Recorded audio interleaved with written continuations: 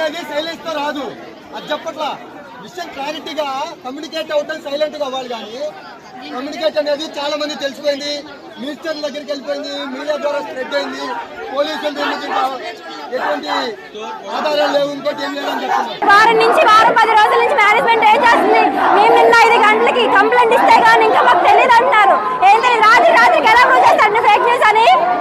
రాత్రి నిన్న 1 month అడిగారు ఇన్వెస్టిగేషన్ కి, మరి రాత్రి ఫేక్ న్యూస్ ఎలా ప్రూవ్ చేస్తారు?